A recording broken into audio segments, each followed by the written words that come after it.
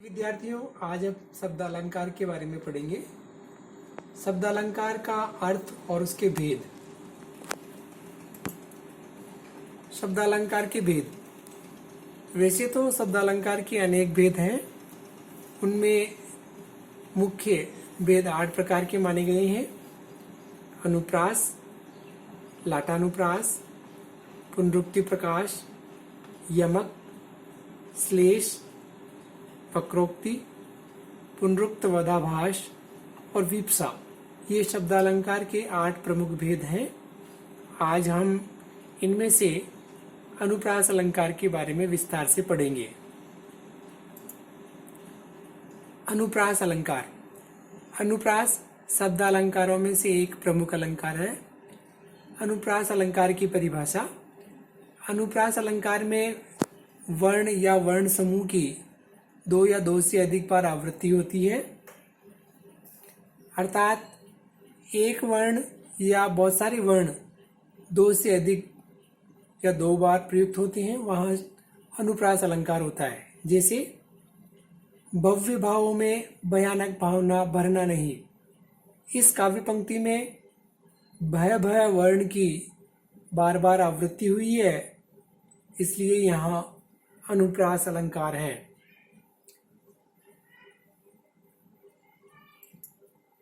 अनुप्रास अलंकार के भी अनेक भेद बताए गए हैं। मुख्य रूप से अनुप्रास अलंकार के 4 भेद हैं।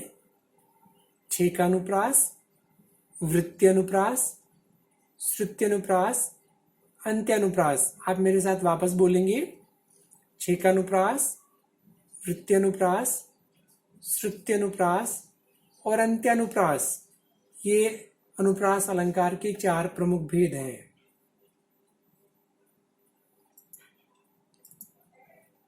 अब हम छेकानुप्रास के बारे में थोड़ी जानकारी लेते हैं। छेकानुप्रास जहां एक वर्ण या वर्ण समूह का 2 बार प्रयोग हो, वहां छेकानुप्रास अलंकार होता है। विद्यार्थियों, छेकानुप्रास में एक या एक से अधिक वर्ण 2 बार प्रयुक्त होते हैं, अर्थात उनकी केवल एक बार ही आवृत्ति होती है, वहां छेकानुप्रास पाया जाता है। उदाहरण के लिए परम पुनीत भरत आचरण, इस काव्य पंक्ति में प वर्ण की एक बार आवृत्ति हुई है, प वर्ण 2 बार प्रयुक्त हुआ है, इसलिए यहाँ छेकानुप्रास है।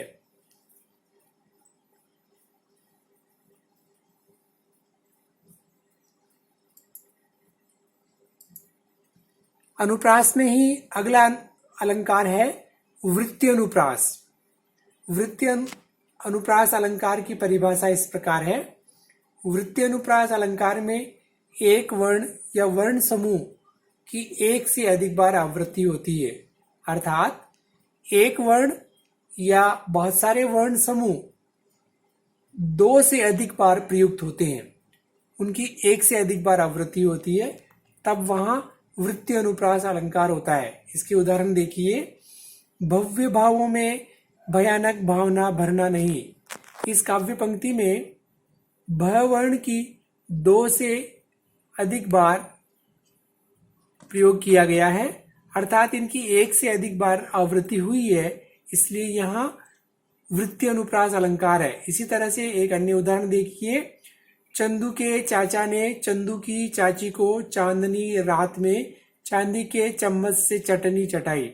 इस काव्य पंक्ति में भी च वर्ण की बार बार आवृत्ति हुई है, जहां एक वर्ण या वर्ण समूह की 1 से अधिक बार आवृत्ति होती है, वहां वृत्त्यनुप्रास अलंकार होता है। अनुप्रास का अगला भेद है श्रुत्यनुप्रास अलंकार। जैसा कि इसका नाम है, श्रुत्य जो सुनने के आधार पर आवृत्ति देने वाला हो, अर्थात इसकी परिभाषा से आप और अच्छी तरह से समझ पाएंगे। जब श्रुति की आवृत्ति की हो, अर्थात जब एक स्थान से उच्चारण होने वाले बहुत से वर्णों का प्रयोग किया जाए, तब श्रुत्यनुप्रास अलंकार होता है।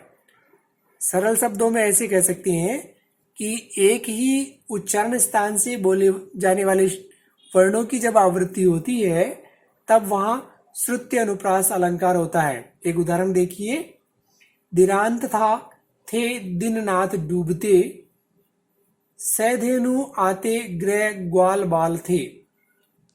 इस काव्य पंक्ति में दंत्य वर्णों द, न, त, थ, थ, द, न व त की आवृत्ति हुई है और ये सब एक ही उच्चारण स्थान से उच्चरित होने वाले वर्ण है, इसलिए यहाँ श्रुत्य अनुप्रास अलंकार है। अलंकार की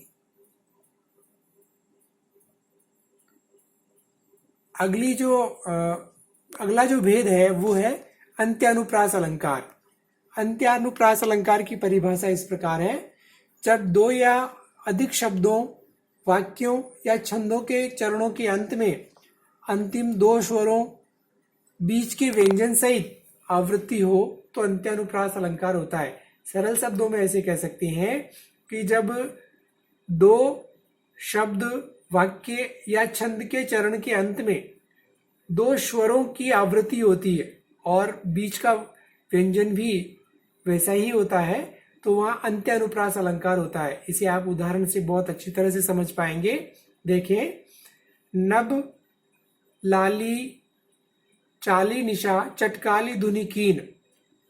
यहाँ लाली, चाली और चटकाली शब्दों के अंत में व्यंजन लय के सहित अंतिम दो स्वरों आ और ई की आवृत्ति हुई है, इसलिए यहाँ अंत्यानुप्रास अलंकार है। देखिए अच्छी तरह से आप यहाँ लाली, चाली और चटकाली में आ और ई स्वरों के बीच में ल व्यंजन भी वापस प्रयोग में लिया गया है, इसलिए यहाँ अंत्यानुप्रास अलंकार है।